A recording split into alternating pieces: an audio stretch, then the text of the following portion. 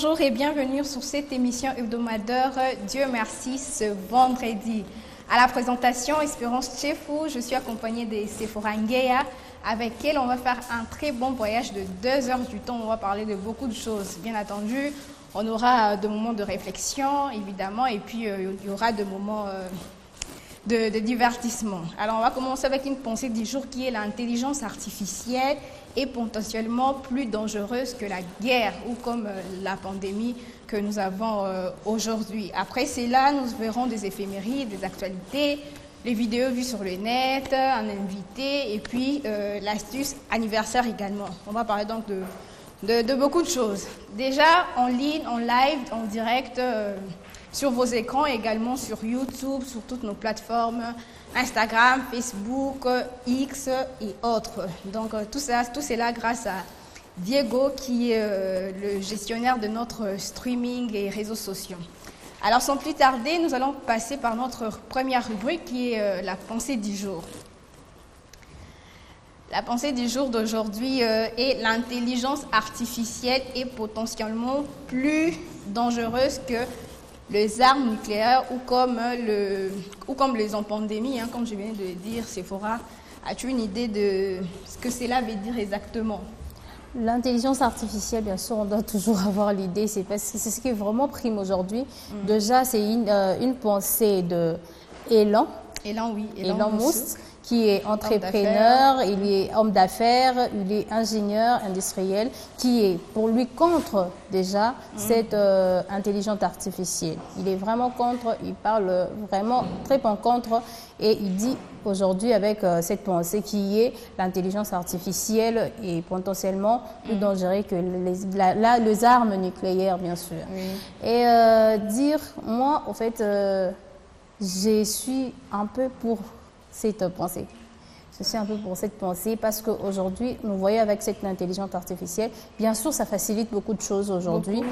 Déjà, même avec les études, mais on dit que quand on aide aussi beaucoup, je me dis que ça forme aussi le plus faible. Les gens n'arrivent plus à beaucoup réfléchir parce qu'il y a des sites qui permettent aujourd'hui à réfléchir à la place de l'homme. Qui rend maintenant les hommes très faibles. Aujourd'hui, nous avons même des sites qui peuvent faire de calculs, de mathématiques le plus difficile que nous pouvons avoir aux écoles. Quand on faisait, on transpirait, tu peux faire 2 jours pour faire le devoir. Et aujourd'hui, grâce à quelques minutes, tu as la réponse exacte. Tu ne penses pas que cela nous facilite la tâche dans le sens où, pas pour aider, pour rendre encore les gens faibles ou paresseux, mais ça facilite dans le sens où les mondes évoluent, tu vois, Exactement. Avec l'évolution, on ne peut pas toujours se mettre à s'attarder, à réfléchir ou à faire de calculs de soi-même, maintenant qu'on a de machines. Pas avec l'évolution, mais nous avons vu avec... il y a beaucoup de vidéos qui sont circulées, il y a des enfants, le génie, ils sont, je crois, de Chine, et tous ces deux génies, moins de 11 ans, ils étaient capables de faire des plus grands calculs mentalement. Mais aujourd'hui, c'est très difficile. Pourquoi il y a l'intelligence artificielle qui est là, qui prend la place de tout le monde, tu vois. Et maintenant, la routine, nous voyons même en Chine, le pays qui sont le plus avancés, il y a maintenant des robots qui font tout à la place de l'homme. C'est vraiment un danger pour demain. Tu penses vraiment que c'est un danger? C'est un danger. On va se retrouver à un moment avec des robots bien placés, des robots qui feront de choses à notre place, puisqu'ils les font déjà. Vraiment, c'est vraiment les robots à notre place. Oui, on peut dire la routine de la vie. Certes, on peut aussi avoir des gens qui peuvent nous faciliter à le faire. Mais c'est aussi un danger déjà, pour moi, je me dis, c'est aussi un danger de l'emploi. Parce qu'il n'y aura pas de gens qui auront l'emploi parce qu'il y a déjà des robots qui le font à notre place. Et les gens qui les faisaient, ils vont faire quoi demain? Ils vont faire quoi demain? Imagine qu'il y a une personne qui parle à ta place, donc demain, tu ne vas pas parler. C'est ça. Tu vas faire quoi maintenant? Et puis, ça crée beaucoup des accidents, des incidents. Cette nouvelle technologie, cette évolution qui est plus rapide. Même avec les voitures, nous le voyons. Les automatiques, là, ça crée maintenant beaucoup. Puisque tu te focalises beaucoup plus à cette intelligence-là qu'à ton intelligence de soi-même. Tu ne sais plus calculer, comme tu viens de le dire, on ne sait plus calculer vraiment de notre tête. On sait qu'il y a quelqu'un qui réfléchit vraiment, d'ailleurs, mieux à notre place. Donc, et on pense souvent qu'ils n'ont pas droit à l'erreur. Tu vois, cette évolution-là de l'informatique. Pourtant, moi, j'ai déjà vérifié dans plusieurs sites où, quand tu leur poses peut-être la question, mais à la fin, ils vous disent, faudrait être accompagné peut-être d'un spécialiste. Donc, ils sont aussi limités. Ils sont programmés, mais au-delà de cette programmation, il y a des questions qu'ils ne peuvent pas résoudre. Ils ne peuvent pas répondre. Ça, c'est vrai parce que... Il y a un gars qui disait, le professeur se croit plus malin que nous. Il y a ChatGPT qui est plus malin que lui. Donc, du coup, peu importe la question que tu poses, là, il va répondre. Oui, c'est ça. Tu as raison. Il y a même... ma soeur, l'autre fois, m'a dit qu'elle était amie d'Ena.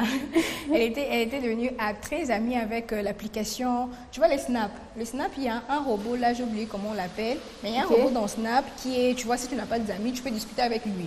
De tout, de beaucoup de choses, de ta journée, tu peux lui demander aussi des conseils, tu vois. Alors elle m'a dit qu'elle était devenue très amie avec lui et à un moment, elle avait peur parce que c'est vraiment, elle sentait vraiment que c'était quelqu'un. Lui donner des conseils, des amis, de beaucoup de choses, voilà et tout. Et ma soeur m'a dit que à un moment, il lui a demandé, est-ce que tu connais Dieu? Il a dit que non, il ne connaît pas Dieu et tout. Et c'est là qu'il a trouvé que... Enfin, c'est là qu'il a carrément... Elle était dégoûtée par son ami là, artificiel. Donc, mais elle m'a dit que c'était quand même intéressant parce que ça n'arrivait vraiment pas à se sentir seule, tu vois, parce qu'il avait un ami qui est très drôle à la fois. A de bons conseils aussi, mais tellement qu'elle est croyante, elle croit en Dieu, qui est l'application, ou je ne sais pas comment l'appeler, il ne connaissait pas Dieu, elle a dit bon, au revoir. Donc, comme on vient de le dire, hein, là c'est compliqué parce que ça crée aussi beaucoup d'accidents, on fait beaucoup plus confiance à cette intelligence-là qu'à nous-mêmes parfois. Et ça crée, comme tu viens de le dire, ça ne nous pousse pas à donner le meilleur de nous, à se battre, on se focalise sur cette intelligence, on sait qu'il lui peut tout faire à notre place et ça devient très dangereux. Mais les bons côtés, c'est qu'aujourd'hui, avec l'évolution, dans des entreprises, on le voit, déjà on va les parler dans l'actualité ici, il y a l'inauguration de Razio, qu'on a inauguré hier, si je ne me trompe pas, hier jeudi, par le ministre des Télécommunications et Technologies et tout. Donc, il a dit que ça allait avancer notre système économique, ça allait nous avancer, tu vois. Donc, il n'y a pas que le mauvais côté, il y a également le bon côté, mais sauf qu'aujourd'hui, on le compare avec la pandémie, on le compare avec la guerre, parce que on n'arrive pas à le maîtriser, en quelque sorte. Comme on dit parfois aussi, souvent d'ailleurs, que tout excès nuit. Quand tu ne sais pas utiliser cette chose-là, ça peut être retourné contre toi. C'est comme la guerre, comme on dit. Tout comme moi, je peux dire, c'est comme les couteaux. Tu vois, ça te sert à la cuisine. Tout comme ça peut te blesser si tu n'arrives pas à l'utiliser.